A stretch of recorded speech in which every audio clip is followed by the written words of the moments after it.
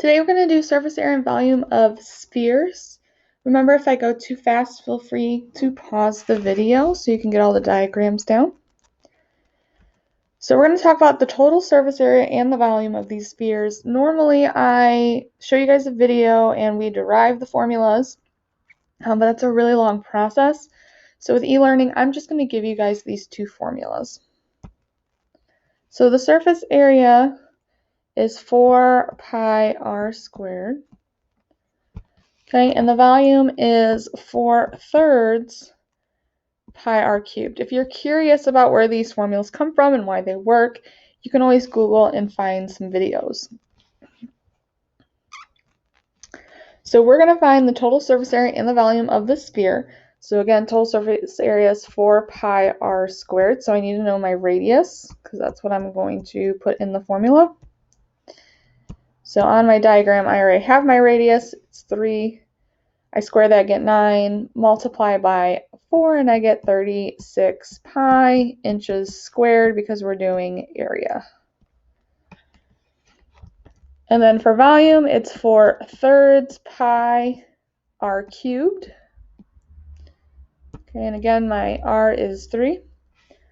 R cubed is 27, and then I multiply that by my 4/3,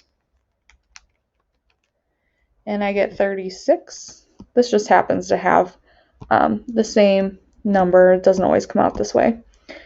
36 pi in inches cubed. And there's the volume.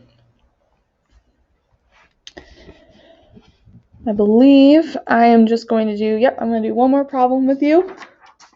A combo problem. This one has a semi-sphere, a hemisphere, hole. Okay. I want to go through this one with you because some of us are getting the whole problem, some of us are still kind of struggling. So let's go through it. So total surface area.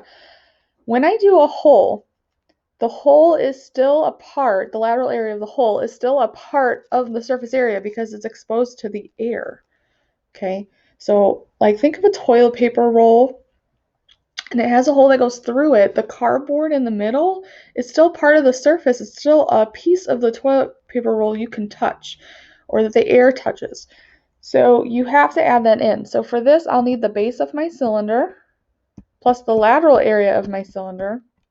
I can't use the total surface area formula because it will give me two bases. Obviously, you can adjust that if you'd like. And then I need the surface area of the sphere, but it's a semi-sphere. So I only need half of it. So I'm going to take 1/2 of the surface area of the sphere since it's the whole. Okay. So the area of the base of the cylinder is going to be pi r squared. My diameter is 10, so my radius is 5. So that gives me 25 pi. And then I have to find the lateral area of my cylinder. The lateral area is 2 pi times r times height. So again, my radius is 5. And my height is 10. And I get 100 pi. And then I need 1/2. So we'll start with just the surface area of a sphere is 4 pi r squared. And my radius is 5.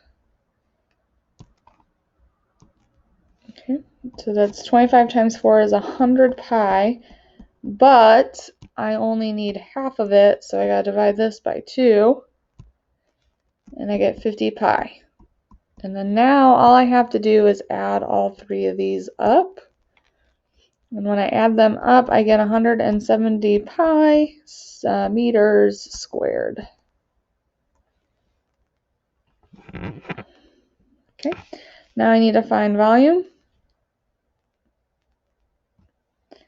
All right, so now with volume in holes, I actually take the volume of the larger shape, like the cylinder, and I take away the volume of the hole. Because we're talking about the inside of the shape, there's no real overlap here. So I have to take the volume of my cylinder and I subtract the volume of the sphere, but it's a semisphere, so I only need half the volume of the sphere. Okay, so the volume of the cylinder is pi r squared times the height. So again, cylinder, we know the radius is 5 and that the height is 10. Okay, so that gives me 250 pi. And then the volume of the sphere is going to be 4/3 pi r squared or cubed. So then that's 5.